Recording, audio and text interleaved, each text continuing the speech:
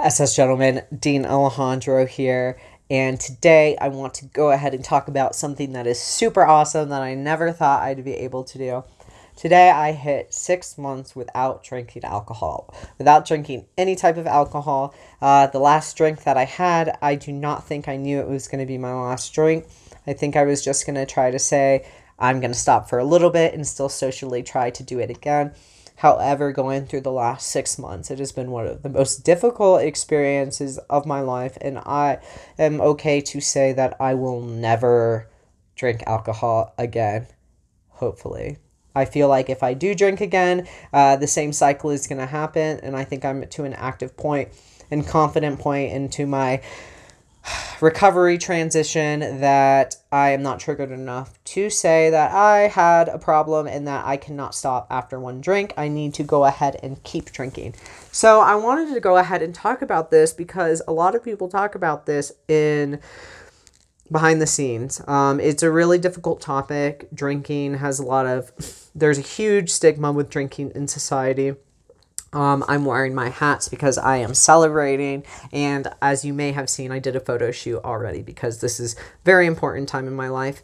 But in society, there is a huge stigma with drinking. It is so socially acceptable. It is on every TV station. It is on almost every song on the radio.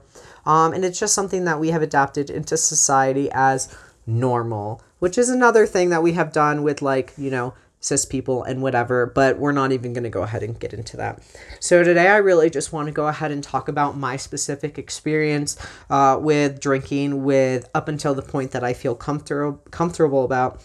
My thing that I have learned is that I like to share stuff with you or with people. And like I said, once I stopped drinking, I wanted to go ahead and tell people. And it's not that I wanted to announce it and let people know what my business was or anything, because honestly, it's pretty embarrassing in my opinion. And I feel like there's a lot of shame and a lot of guilt with it. But I needed to hold myself accountable. For a while, I had tried to, quit. I had tried to do different things. But at the end of the day, I wasn't holding myself accountable because I was basically a pushover to myself. And it was really hard to see because I didn't see myself as the problem at the time. I knew I had a problem, but I couldn't see how much it was affecting, my well-being, my mental health, my physical health, affecting my hormones and my transition, and also affecting my family and friends of those who have stuck around, decided to stick around. And overall, just affecting my entire life, my entire performance, not wanting to really get better because I didn't see a difference. And this, unfortunately, was a huge addiction that stemmed from, I don't even really want to say childhood because it's not childhood, because obviously you can't drink when you're that young. However, I did have the representation of certain family members drinking a lot, being belligerent. And at that time, up until I turned 14, 15, I was very straight edge. I was very no sex, no drugs, no alcohol. I don't fuck with that. I've seen so much shit in my life up until that point that even smoking cigarettes, I was there's not, I had this shirt that was there's cooler ways to die. And it was a bunch of stuff like that. Now, as I was growing up, and I think, kind of also seeing that representation, I really had the urge for kind of going to the dark side or kind of doing that representation from the family members that I did see, because for some reason I had a separation and I felt like I needed to fill that void with something. And the only thing at that point in time of, growing up was maybe by doing the same thing, I can bond with them. And that's really what trapped me in the first place. And it's a bad situation at the bad time. But I was a child, and this is stuff that I'm coming to terms with now because I have not felt comfortable talking about it in the past. It has been triggering, and it's personal. But I do want to hold accountability for myself and also let you know that everyone has some shit that's happened. I'm going to just go basically on the surface level because it gets so deep with my life and with stuff. And I have a lot of people on here.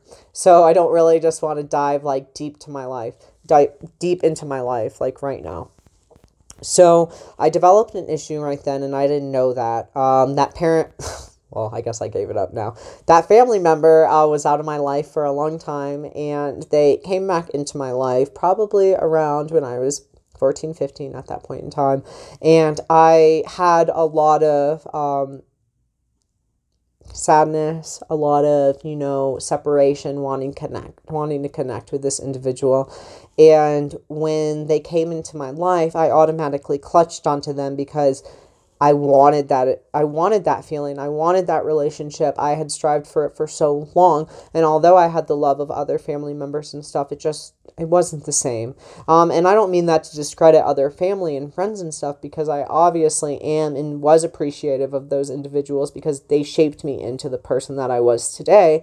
It's just at that point growing up in that experience, my priorities were fucked up, And so I trusted the individual, and I started drinking, I started smoking, I basically did everything except like recreational drugs up until I got older, which I'm not going to get into.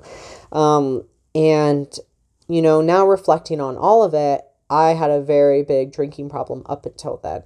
And I did a lot of things. I have self-sabotaged a lot. I was diagnosed with a couple different mental disorders, mental illnesses, which I don't like to even call it that, but it was very unclear for me to see the difference between addiction versus mental health issues, versus trauma, and versus really just trying to survive, not knowing who I am. I came out as gay when I was 14, so it was right around that time, and I had a really bad experience with getting outed, and that's how people found out about me being gay.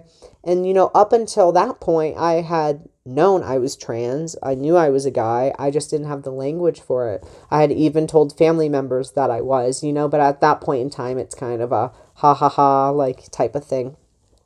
At 14, when I came out, I think it might have been earlier than that, actually. I was probably 11 or 12. At that point in time when I came out, I started doing the joke, which this is me reflecting on everything within the last week and a half for me to kind of come to terms with it and discuss it. So, at that point in time, I kind of turned a different fork in the road, and I joked around with I'm a guy stuck in a girl's body, which is really funny now, actually. But, I suffered with a lot of self-esteem issues, and the only thing that I could do to cope and to feel better and to have self-confidence about myself in any aspect of my life was to drink. And I liked who I was when I was drunk, and I, for some reason, thought other people did. And this is something that happened up until 2 decades and a half later, up until I realized the cycle, acknowledged it for what it is, and acknowledged that it's fucking ruining my life because I have no self-control. But I'm not an addict. I'm not, right? What determines that, and why is there such a stigma with not drinking alcohol? And why is it? It's just, I don't know. It's just this weird thing. So my issue is that I have an addictive personality. I clutch on really hard to certain things if I believe in it, if I have the earning for it. And it's just, for me, it's really hard for me if someone is offering me a drink, especially in a situation where I look up to that individual, to turn that down because I want that relationship. I want that friendship. So it's just very easy for me to fall into that situation, which was a little difficult with me trying to quit. So I started self-sabotaging and went into a lot of really bad cycles, which again, I'm realizing this now. And I was just drinking just to get by. I had no aspirations. I had no goals. I couldn't see myself for what I was. I became everything that I hated and everything that I didn't want to be by trying to avoid that. And with the stigma of drinking alcohol and stuff, I was perceived as the cool person, I guess. The reason I got into drinking alcohol, other than my family member, persuading me-ish, kind of getting me in the bad situation at the bad time, was I dated this, one of my, I won't even say first girlfriends, because they got me into a really bad situation. I was basically manipulated and put into a really bad situation to because I was like cool, one of the cool kids, like whatever, and just got into a bad situation at the bad time, and was taken advantage of. And I guess the rest is kind of history from that point in time, because it does only take one time to go through that. And, you know, it is a cycle, because when you go through trauma and you go through bad experiences, if that's the only way you know how to cope, what else are you supposed to do, right? So after graduating high school and going through college, you know, I've had different points of, you know, going up and being down. But realistically, the only foundation that I have had has been from mostly watching addicts and seeing that and thinking that's all that I had. You know, it was the only way in society for people in relationships to treat other people bad, or to do this, or to submit to people. And it's taken me a long time to realize that all of my insecurities and all of my anxieties and everything else aren't just from me. It is mostly from trauma growing up. So I've dealt with this for a while, and I basically, before this last time of sobriety and quitting, I had realized that this was a fork in the road and this was my last chance, and I kind of felt it. So this is just a surface level to give you a reference, a reason. The one thing that helped me quit other than accountability was thinking about the finances. I struggled with finances, but somehow I always found a way to make it work, which is pretty scary and pretty gross now thinking about it, which is crazy to see how your aspect changes. But accountability really helped me, and counting how much I was drinking in money and putting that away. I was drinking a handle every 2 days. I was spending $60 on alcohol every 2 days, and I only bought for that handle like two liters of soda. So it's been a lot, and it was really hard to quit, but there are support groups. I'm always here for you. I believe in you, whether you're thinking about it or not. You're not alone. I'm going to start shedding more information about my life and about personal things like that, because it's hard to put that language out there, and we need more representation, honestly. So I hope that you liked this video, and I'll see you next time.